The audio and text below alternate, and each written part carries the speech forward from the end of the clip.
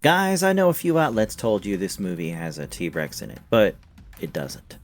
I know we see a large dinosaur with tiny hands and immediately think of a T-Rex, but hey, the dinosaur mythology is far deeper in The End of Oak Street. In fact, it isn't just dino mythology. This film spans a history of 250 million years, that's like 7 zeros, with species like Garjainia from the Early Triassic period, where dinosaurs didn't even exist, all the way to Megalochelys, which were around just 10,000 years ago. Some species never even had the displeasure of meeting a dinosaur. Well, until this film, I guess. And we'll prove it to you by the end of the video. Now, I know all the paleontology nerds are already rolling their eyes to the back of their heads, but hey, even Jurassic Park mainly showed species from the Cretaceous period. Maybe let's just remove the scientific accuracy and just revel in the plot armor for a bit, you know? After all, the whole plot of The End of Oak Street is that a suburban Michigan neighborhood jumped back in time from 1982 to the prehistoric ages because of a wormhole-like portal caused due to some cosmic anomaly. And we follow the Platt family, led by Anne Hathaway's Denise and Ewan McGregor's Greg, as they try not to get eaten. So here's the real list of all 12 prehistoric species confirmed for The End of Oak Street, and why some of them shouldn't even be on the same street as each other. And unlike the initial reports mentioning velociraptors and T-Rex, which was probably just Jurassic Park bias if you ask me, this time we're going to get the real list right. Allosaurus. Remember the dinosaur that many outlets reported as the T-Rex, even blamed it for a gruesome death in the film? Or T-Rex slander? Well, that's actually an Allosaurus. And this guy is the real big dog of the film. It wasn't the largest dinosaur, but it definitely gives us the most horrifying and heart-wrenching scene of the film. The night that Denise and Greg went out after their kids who had left their barricaded home in search of their dog Starbuck, they ran into a whole herd of dinosaurs trampling over their car as they were stuck inside. If you've watched the film, you know just how important this scene is, because Denise and Greg's rocky marriage was a central theme throughout, and while they were on the verge of ending things, this whole cosmic mess-up changed everything. And during that moment, the two finally reunited, kissing in the back seat right under the feet of dinosaurs. What a moment, right? But the next morning, their problems were far from over. Just when they thought they had found a moment of joy with the dino humping. Okay, I hear it now, that sounds wrong, but I'll explain later. They were attacked by the Allosaurus silently sneaking up on them from behind. It went after Brian and almost killed the poor kid before he escaped from the window of a garage. But the dino, relentless, kept chasing them until Greg and Denise distracted it. It went after Denise and cornered her in the front patio of a house. It snatched away her gun and was about to snap right at her before Greg hit it with a hammer, and it fell to the ground. And just as Greg went closer to Denise to make sure she was okay and get her out of there, the Allosaurus woke up and pulled Greg away by the leg. He fell to the ground with his leg half-eaten, only to be horrifically finished off on screen, with his entire family watching the horror. Apparently, even an Allosaurus knows how to play dead.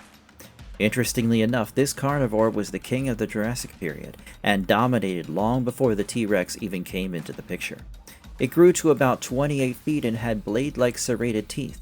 Imagine being attacked by that thing, jeez! And despite it being less popular than the T-Rex, it was actually the most common large predator of the Morrison Formation, which, if you didn't know, is a sedimentary rock formation in the US that's been a home to many fossils. But hey, you actually probably have seen this creature on the big screen before. Remember the 1925 silent classic, The Lost World? It was an Allosaurus that battled the Trachodon in the film. Solid debut, I must say. It also featured in the Jurassic World short film Battle at Big Rock 2019. And how can we forget when it trampled through a city in Jurassic World Dominion? What iconic moments. Coelophysis. We're catching out another mistake with this one, guys. We've done our homework, and the velociraptor pack that we supposedly see in the initial scenes of the film was no raptor pack at all. They were Coelophysis. And guess what? They actually hunt in packs, which isn't accurate for raptors at all. I know some have been analyzing them as Troodon as well, but we're sticking to our guns. Wait, let me refresh your memory. The Coelophysis are the first dinosaurs we see when the first morning Greg is out to look for Starbuck and has to run away from one of them. And while we didn't actually see it on scene, we think it's also responsible for killing Mrs. Huddleston, whom Denise found dead in her house. Remember the bloody footprints? Well, claw prints? Finally, it was Denise who saved Greg from the creature by shooting it with a gun, only to be chased by a whole pack of 3. One of them even killed their neighbor by chomping on her head when she came out hearing all the trucks. And as if it didn't have enough of a rap sheet, it was also a Coelophysis that attacked Starbuck later that very night, and Jeanette too, before she was saved by Audrey's bravery. Wow, that's some screen time. And as for its history, these creatures are way older than you think. In fact, they're about tens of millions years older than the Allosaurus, which are, in turn, like 80 million years older than the T-Rex. That's one hell of a timeline. And we're going to go even older soon. So these creatures lived in what's now New Mexico, back during the late Triassic period. As we can see, they're these slender and absolutely rapid creatures, about 10 feet long. In the film though, there was this weird feathery look given to them that almost reminded me of ostrich feathers, which wasn't entirely accurate. At least that's not what scientists initially thought from the mass death fossil bed they found in Ghost Ranch. Later on, they hypothesized small hair-like protofurs, but I guess the film took it a level further. Fun fact though, guys, these guys are somewhat of a celebrity in the paleo world. They starred in the BBC's Walking with Dinosaurs episode New Blood, and their smaller relatives inspired the Compass, which killed a poor guy in The Lost World Jurassic Park 1997. Stegosaurus. We all know this guy with those spines on its back, and while they're unfortunately just sidekicks to the previous two predators we just covered, we do see a glimpse of them in the film. Don't worry, this isn't Where is Waldo. I already solved that puzzle for you guys by watching the film at least 2 times. Remember when the Platt family had just survived the Titanoboa encounter and they went up to the roof? Pause that scene and you'll see in the background shot there's a Stegosaurus running away from the forest fire that was raging through the area. And that's it. Not everyone can aura farm, guys. Now, this dinosaur here also lived in the late Jurassic Age, which was the same time and place as the Allosaurus. So they were basically homies, until of course the Allosaurus hunted them in packs and killed them. But on the bright side, this is one of the few accurate beats in the film. These two could definitely be seen together, unlike the rest of the list. So at least they didn't get everything wrong. Now these guys are super easily recognizable because of the double row of bony kite-like plates and the super destructive spiked tail that they used for defense. And given their size, you'd think they'd have a large brain too, but nope. It was the size of a walnut in comparison. Ankylosaurus. Next up, we have yet another armored dinosaur, except this is where the timeline falls apart again. While Allosaurus and Stegosaurus go together, Ankylosaurus definitely don't. We barely see one in the film. I remember one from the trailer where it got eaten by the Allosaurus, but that's pretty much it. But basically, the Ankylosaurus lived in the late Cretaceous period in North America, same time as the T-Rex. The only problem is that it was 80 million years after the Stegosaurus and Allosaurus. Yeah, it's a mess, guys. Don't try untangling it. Half of these dinosaurs don't know each other, even though they look similar. The only difference is that the Ankylosaurus is fully covered from head to tail in bony armor plates, unlike the 2 spiky rows of the Stegosaurus. And they too have one hell of a tail, but with a heavy club-like end that could even break dino kneecaps. We saw one in the dinosaur auction scene in Jurassic World Fallen Kingdom, and it also inspired the fan favorite Bumpy in the animated Jurassic World Camp Cretaceous. Spinosaurus. Here we have the biggest predator on this list, and while there was a whole lot of debate online regarding what dino species this particular sail-backed creature was, we have it confirmed now that the creature was indeed a Spinosaurus. Mystery solved, guys. And if you ask me, the dinosaur that attacked Greg and Denise when they were in the car and crashed it into a house was indeed the Spinosaurus. After all, we can see the large sail-like spine on its back. In a very strange Hail Mary move, the dinosaur pushed its tongue into the car to try and get Denise. Fortunately, before it can get to her, she manages to escape from the other side. We again see it that same night moments later, drinking water from a backyard pool. Hope it wasn't too chlorinated. Apart from the very unique sail on its back, this one's actually the largest known carnivorous dinosaur, almost over 50 feet long. This one lived during the mid-Cretaceous period, but not in America. It lived in North Africa. Moreover, it wasn't entirely a land creature. If we're going to be accurate, this guy hunted in the water. Now this is where the real debate starts. Back in Jurassic Park 3, the Spinosaurus was fully having its moment as the main antagonist, where it fought and defeated a T-Rex in an early scene by snapping its neck.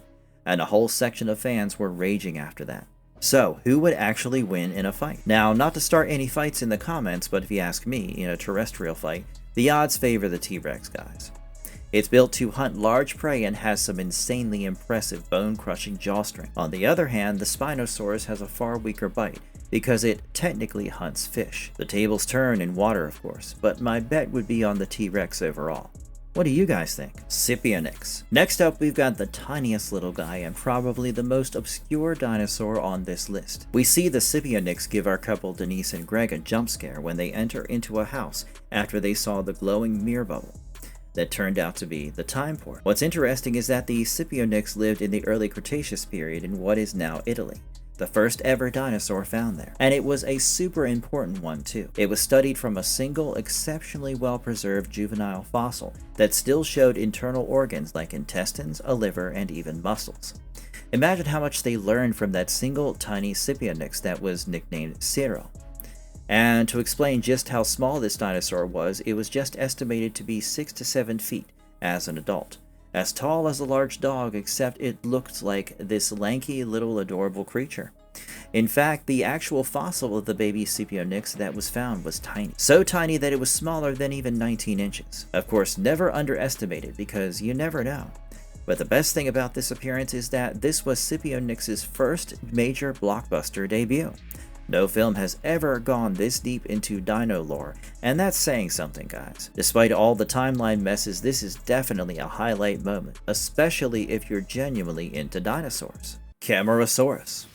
Okay, this one probably led to the most hilarious scene in the film. Amidst all that action, this gave us a moment of lighthearted tenderness before going right back to shock value. The Camarasaurus appears the morning after Greg and Denise have reunited and even found their kids and Jeanette. Suddenly they hear growling sounds and they send the kids into the house before going to find out what the hell the sounds were.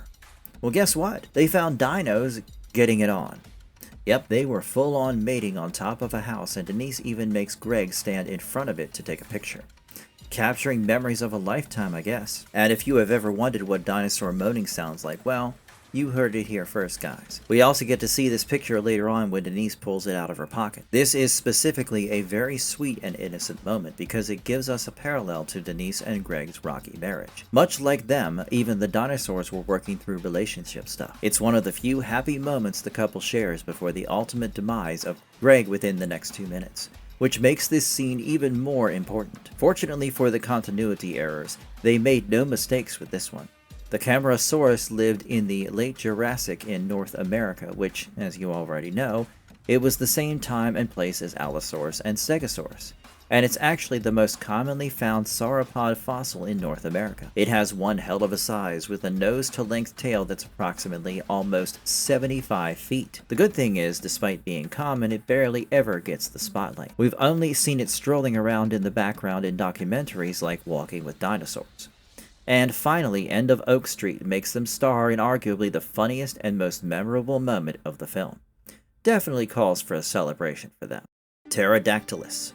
Now, it is very important to not get confused here, guys. There are at least 2 flying reptiles that we clearly see, and that are actively a part of the film's premise and storyline, but at times they do blur into one another.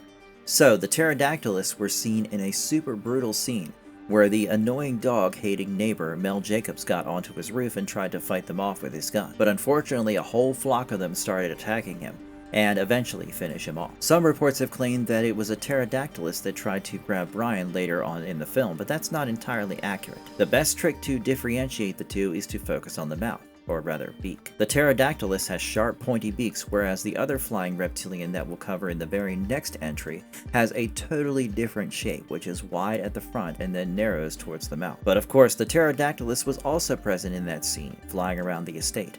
So there is some room for speculation. These creatures lived in the late Jurassic period in what is now Germany. Yep, even Deutschland was a dino land once upon a time. Nein danke. Eventually, it became the very first pterosaur ever scientifically named back in 1809, over 200 years ago. Damn. And that's why if most of us see a flying reptile, we immediately go pterodactyl. Interestingly enough, it was relatively small, like the size of a crow to a seagull. So movies definitely took their liberties with the size. And then next up we have the larger, far scarier flying beast, Tropeognathus. Now, like I said, while it is a little confusing, the horrific toothed beak of the Tropeognathus sets it apart from the Pterodactylus. Moreover, it's huge in size. When the Platt family make it up to the roof of Mrs. Valcourt's estate to jump into the portal, we see this huge creature fill up a quarter of our screen. Almost look like the ancestors of hornbills and pelicans. Remember Nigel from Finding Nemo? That, but 100 times scarier. Now, you know why I don't mess with birds, man. They land on top of the roof, menacingly stalking the Platts. And when Brian misses the portal and falls to the ground, it's these birds that try to carry him away before Starbuck saves his life. Never did I think I'd say that sentence. Now, this is where the history gets all murky again. The Tropeognathus lived in the early Cretaceous period in what is now Brazil. You're already familiar with the periods by now, so you've already caught on to the glaring era that Tropeognathus lived literally tens of millions of years after Pterodactylus. Again, never met, never lived together. And yet, it was more or less clumped together as the pterosaurs in early press coverage. This flying reptile was one of the largest pterosaurs ever discovered. It had a wingspan of over 26 feet. 26 feet is like 1/3 of the total height of the Camarasaurus, same as the height of a 2-story building, and 10 times the length of Pterodactylus' entire body. And that's just the wingspan of this beast. If Mel Jacobs dared to shoot at this guy on his roof, well, let's just say that would not have been very PG-13 at all. All it would take was one single Tropeognathus, not even a flock. And if you take a closer look at its beak and jaw, it has these very distinctive keel-shaped crests on both the top and bottom, which is probably what reminded me of hornbills, you know? Now, I gotta give credit where credit is due. The film has done a good job in bringing a lot of underrated creatures to the forefront. Even this one is a super under-the-radar pick, and only recently appeared in video games like Jurassic World Evolution 3. No previous big screen appearance, and it has already terrified most of us. What great casting. Watch and learn, guys. Garjainia. At this point, I sound like a broken radio with the timeline error, but just stay with me for a minute, because this entry is exactly what we've been building up to. First, let me start with the on-screen appearance, which I must say was quite the plot armor, but nonetheless a shocking final scene. We first see it at the very beginning, when the Platt family tries to drive away and stumbles upon a lake-like water body. As they drive in the other direction, a Garjainia comes crawling out of the water body. People thought it was some prehistoric croc, but its exact name is Garjainia. But the real predator scene occurs in Mrs. Valcourt's house, where they go in search of that shiny reflective bubble. Now, this house had bad vibes from the beginning. For starters, it was being circled by Tropeognathus, and they had no idea that there was something worse waiting for them inside. Multiple somethings. The house was a mess, and as they made it up the stairs, Mrs. Valcourt was locked in her room, ready with a gun. But Mr. Valcourt, her husband, was unfortunately dead, being munched on by something. After being attacked by the Tropeognathus on the roof, the family once again made it back into the house and climbed up the stairs. And this is when they finally see the Garjainia. Not one, not two, but multiple. They were cornered from every side. Denise tried everything, throwing chairs and vases, even suggesting her kids to jump down from the second floor. Finally, she was saved by the librarian Mrs. Valcourt, who took one for the team and shot one at the beasts before it lunged at her and took her life. Now, coming to the scientific history of it, it isn't a dinosaur at all, guys. This is where we realize that the film isn't just a dinosaur film. The timeline gets more and more absurd. The film's Mesozoic setting doesn't actually hold up.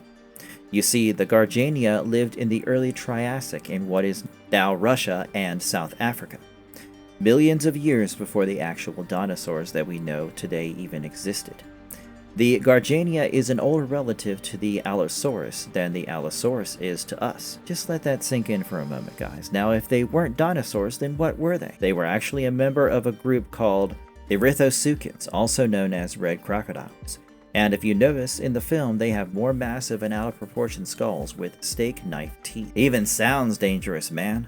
What the hell are steak knife teeth? No surprises here, they were like the apex predator of that time. And if you're thinking how it would fare against another apex predator, aka the T-Rex, paleontologists have gone on record telling us to not bother comparing. Hell, it isn't even a dino versus dino comparison. Plus, there is simply no world where that fight could have ever taken place since they're two different ages. Except, of course, the end of Oak Street universe. These guys are next-level killers, and there's even research showing that they killed and ate their own kind. No one's safe with a Garjainia around. Once again though, this animal has had no big screen appearances ever before. It has mainly lived in science documentaries and academic literature, but it has finally crawled its way to the mainstream audience. Directors take note, maybe the next crocodile film can take some inspiration. Titanoboa. Now, if we take the timeline inconsistency of the Garjainia and flip it 180 degrees, we get the Titanoboa. Before ranting about the inaccuracy, I have to admit that I've almost forgiven this error purely because of how much I loved the Titanoboa scene. It slithers out of a backyard swimming tub, but interestingly enough, it almost looks like a salamander with cute features, like those tiny eyes and a smooth mouth. Plus, its whole surface looks super slimy and amphibian-like. It also lacks the typical scaled features of a Titanoboa. Of course, the look is the least of our concerns, but I digress. Then the second time we see it in the film is what makes up for all the mistakes. I thought this scene was even more terrifying than the Allosaurus attack. This occurs post Greg's death when the boa quietly slithers into the plat house, one by one making it past each member. It finally made its way downstairs where Denise was gathering resources. Finally, Brian noticed it and took out his bow and arrow, which is almost as cute and harmless as the Titanoboa itself. That is, until we finally saw the reptile amphibian mash up open its mouth. Holy shit, guys. That mouth was something else. And it almost attacked Denise before Brian hit it with the arrow and it turned back to get revenge. I kid you not, its body was never ending. It coiled into the house and coiled back on itself, and we still couldn't see a tail. Finally, Denise went full-on shining mode, but with a kitchen knife, repeatedly stabbing the thing until it left Brian alone and went out from the same window. Okay, now for the rant. The Titanoboa is one of the two creatures in the film that are so recent that they never existed with the dinosaurs. The asteroid had already done its work and the dinos had pieced out.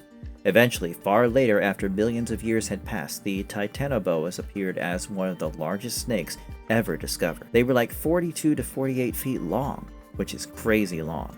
And they lived about 60 to 58 million years ago in what's now Colombia. Compare that to the dinosaurs that first came about 230 to 245 million years ago. It never coexisted with any non-avian dinosaur. What are we doing, guys? Come on. This predator isn't super uncommon though. I think most of us have heard of it, and it's the star of the Smithsonian Channel's Titanoboa monster snake documentary. But this, along with Garjainia at our next entry, the timeline is a hot mess. Megalochelys. Speaking of our next entry, we've got the Megalochelys, and this is where the immersion officially stops. I still could maybe look past the Garjainia and Titanoboa, but this? Oh, hell no. Firstly, you'll probably remember the Megalochelys as the turtle-like creatures we see when Greg and Denise take the car and go out to find their kids. There's a whole bunch of them and they're basically blocking the whole road. They do almost look like an Ankylosaurus, but their lack of tail made us think Megalochelys instead. Of course, if you look at history books, you'll see that the look in the film isn't super accurate. Who's surprised at this point? The original Megalochelys, which are basically giant tortoises, had smooth shells. In the film, though, they have these spikes all over. Now, the real issue begins when we realize that this creature barely counts as prehistoric. It is so recent that early humans may have hunted it and caused its extinction. And somehow they exist alongside dinosaurs and the Garjainia. They're the largest tortoise ever known, and they lived across South and Southeast Asia from the Miocene into the Pleistocene. Don't worry, my historical knowledge is just as weak. I'll translate it for you guys. That basically means they lived like 120,000 years ago. Our ancestors, very, very, very old ones, coexisted with them. They were our neighbors, guys. We probably hung out with them and forgot. Most of them only went extinct during the early Pleistocene when Homo erectus, aka early humans, came into the picture and killed them off. To clarify the timeline one final time, we have the present right now, we have the Megalochelys 100,000 years ago, and tens of millions of years before that, there was the Titanoboa. And hundreds of millions of years, God knows how many zeros, lived the Garjainia. And if you do the math, which you don't have to because we'll tell you, there's a 250 million year gap between the oldest and youngest creature shown, just like we told you at the very beginning, Therizinosaurus. Before we conclude the list though, we have one surprise entry that even official lists haven't really mentioned, and that's probably because we don't actually see this dinosaur's face, only its fur. Remember the scene where there's a dinosaur that brushes against the house the night when the Plats have barricaded themselves in? That has to be a Therizinosaurus. It has those same large feathers and is clearly huge in size because we see it from the second floor bathroom window. This furry dinosaur lived during the late Cretaceous period in what is now Asia, which means the same time as the T-Rex, but in a completely different continent. And that brings us to the end, a single movie that covers 250 million years. Pretty much the entire beautiful yet tragic history of land life on Earth in one suburban neighborhood, a time span that is multiple times the gap between the asteroid that killed the dinosaurs and today. Now, is this truly a mistake? Well, not really. And hold on, let me play devil's advocate for a minute, guys. It could be, and this is me trying my hardest to come up with a logical explanation, it could be that the same time portals that brought Oak Street to the past also time-swapped all these other creatures into the same era to create a boiling pot of monster fuel. But we're probably overthinking it, and this was simply a creative choice, to have an insane roster of prehistoric nightmares to make our protagonists truly go through hell. So that's the list, guys. There ain't no T-Rex or raptors, but creatures far more interesting and underrated. Which of these surprised you the most, and which prehistoric animal do you want in the spotlight next? Let us know in the comments down below, and as usual, smash the like button and subscribe to the channel. We'll see you next time. Goodbye.